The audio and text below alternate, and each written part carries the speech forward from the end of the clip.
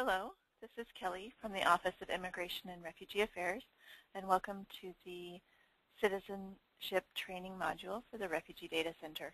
At this point, you should have already watched the General Overview Training Module. It just gives you a brief introduction to the RDC.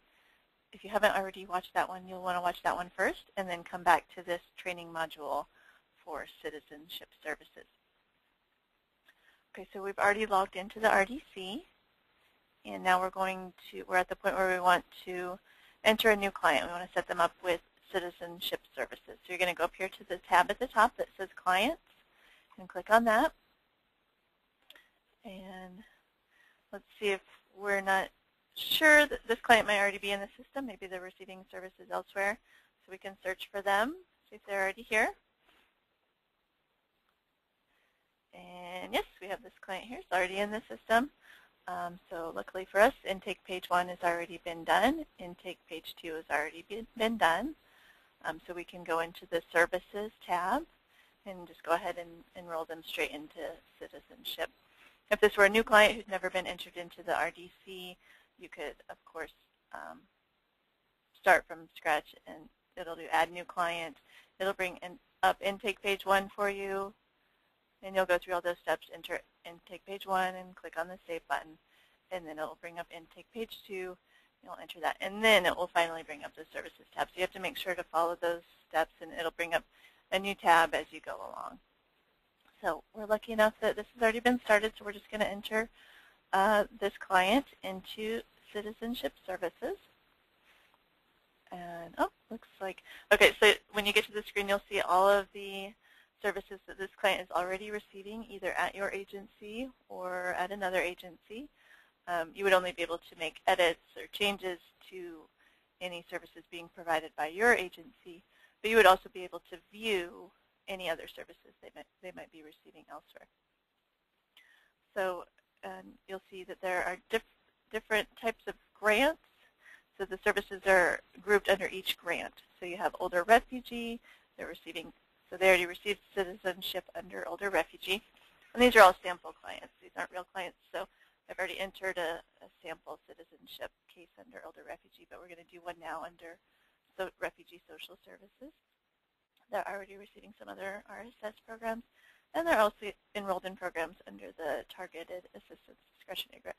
So you want to make sure that you're enrolling them in the correct grant and service. So we're going to enroll this client into citizenship under RSS. So you'll go up here to the arrow next to Add New Service and make sure you look for the correct grant again and service. So here we have RSS citizenship.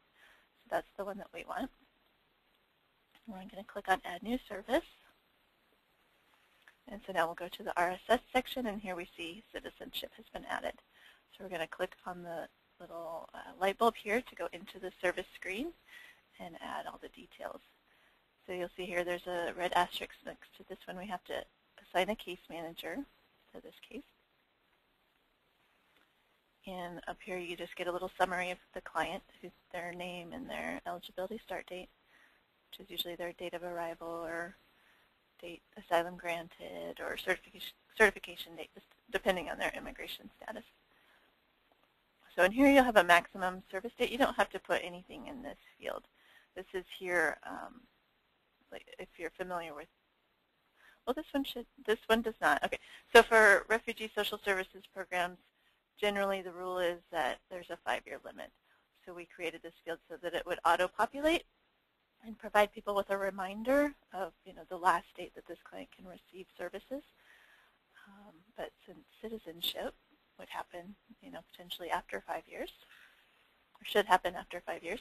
Of course, you could do adjustment of status before then, but we ended up leaving this field blank. You don't have to put anything here. This will be filled in by HHSC, or should auto-populate. Okay, so you're going to enter a service start date. Let's say they came back in April, and then you're going to indicate the date that you created a service plan. This is just kind of a reminder that you need to sit down with the client and create a service plan. It's kind of a plan of action of what you guys are going to do together and who's responsible for what. So we're going to do that on the same day, April 7th, and then you click on Save. And that will bring up the next set of fields you have to fill in down here.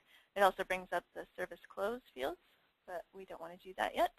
We're not ready to close them out, so we're going to enter different activities for this client. So what are the different activities that you would do under this program?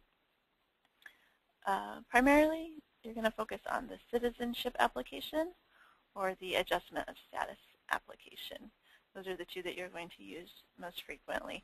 There are other options under here, such as biometrics, appointment, interview, any follow-up. Those are optional. You don't have to enter those. You know, they're there if that's information that you want to keep track of.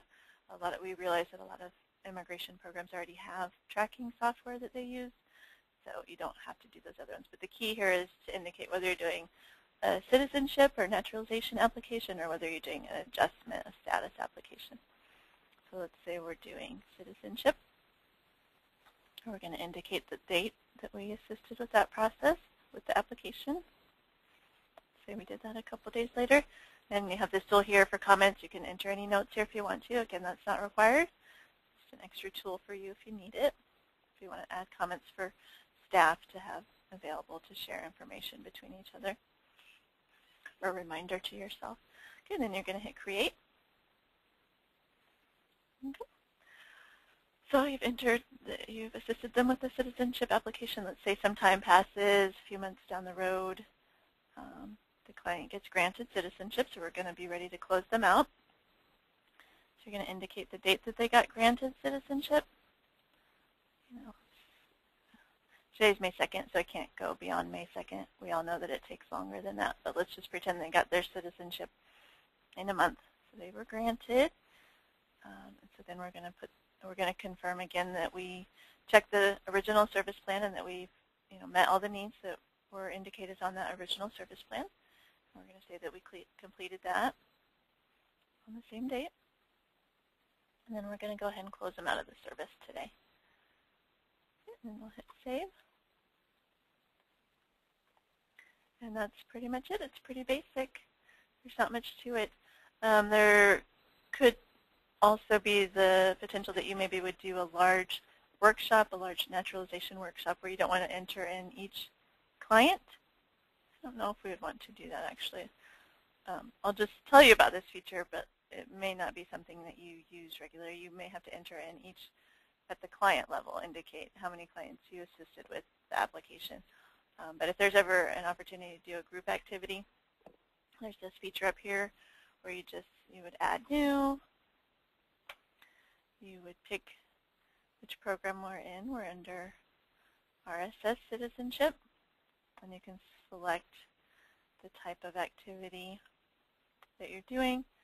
Maybe it would say here, naturalization workshop. This is just a sample, but maybe the choice here would say naturalization workshop, so we would choose that one. You'd indicate the date that you did that, how long it lasted, how many people showed up. Let's say 30 people were there, and where it was located. Let's say it was here at the office. You can, again, write any comments, and you would create that. So that'd be a way to keep track if you have any kind of large workshops or that, and you want to keep track of how many people showed up. So those are the basic features that you need to know for the citizenship program. And as always, please feel free to contact anybody here at OIRA. We're always available to help if you have questions about what we're looking for in a specific field or what to enter. If you have any technical issues, we do have a email address set up for those. It is OCS, stands for Office of Community Services. So OCS_Refugee Data Center _TA, that's for technical assistance, so TA, at hhsc.state.tx.us. You can send any kind of problems that you're experiencing to that email address, and somebody will get back to you. And we'll put a link to that email address here under Contact Us. I don't believe it's there yet, but we do have plans to put that there later so that you can have a quick reference to who to contact if you're having any problems. Thank you very much for your time.